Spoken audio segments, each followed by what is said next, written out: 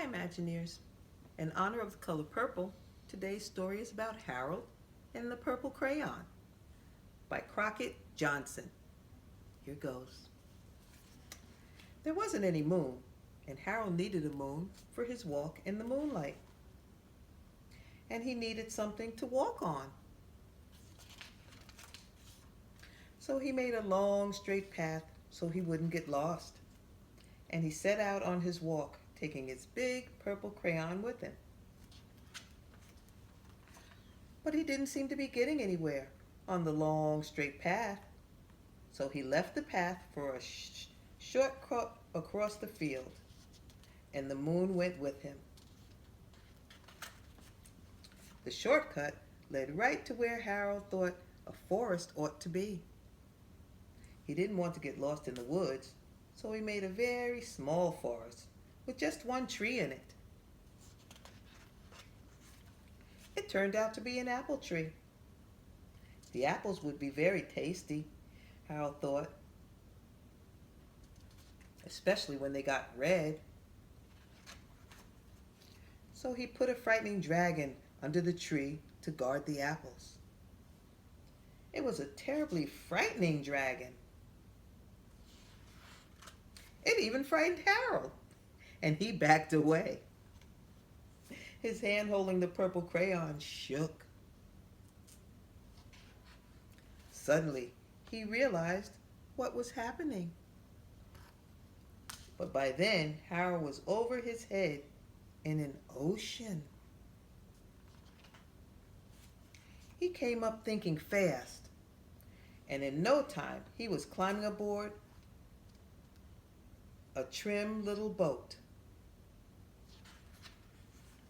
And he quickly set sail, and the moon sailed right along with him. After he had sailed long enough, Harold made land without much trouble.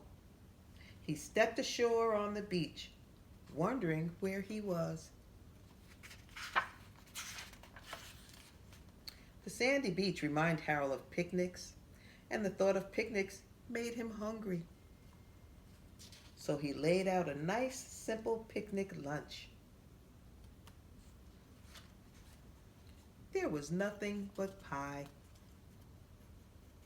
But there were all 9 kinds of pies that Harold liked best. When Harold finished his picnic, there was quite a lot left. He hated to see so much delicious pie go to waste. So Harold left a very hungry moose and a deserving porcupine to finish it up. And off he went, looking for a hill to go climb, to see where he was. Harold knew that the higher up he went, the further he could see. So he decided to make the hill into a mountain. If he went high enough, he thought, he could see the window of his bedroom. He was tired, and he felt he ought to be getting in bed. He hoped he could see his bedroom window from the top of the mountain. But as he looked down over the other side, he slipped.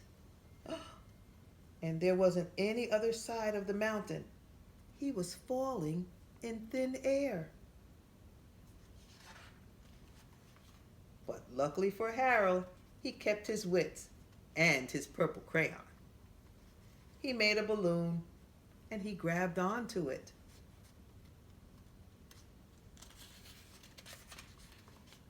And he made a basket under the balloon, big enough to stand in. He had a fine view from the balloon, but he still couldn't see his window. He couldn't even see his house. So he made a house with windows, and he landed the balloon on the grass in the front yard. None of the windows was his window. He tried to think where his window ought to be. He made some more windows. He made a big building full of windows. He made lots of buildings full of windows. He made a whole city full of windows. But none of the windows was his window. He couldn't think where it might be.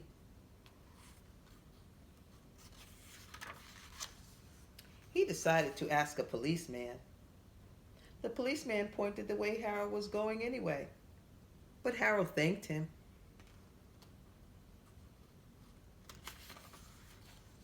And he walked along with the moon, wishing he was in his room and in bed.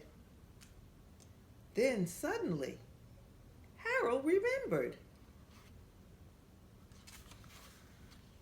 He remembered where his bedroom window was when there was a moon. It was always right around the moon.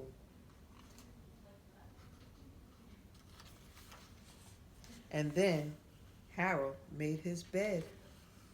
He got in it and he drew up the covers.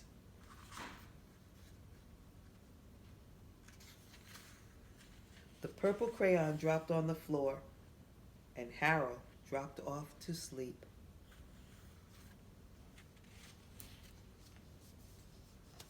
And that is the end. Harold and the Purple Crayon. Bye-bye.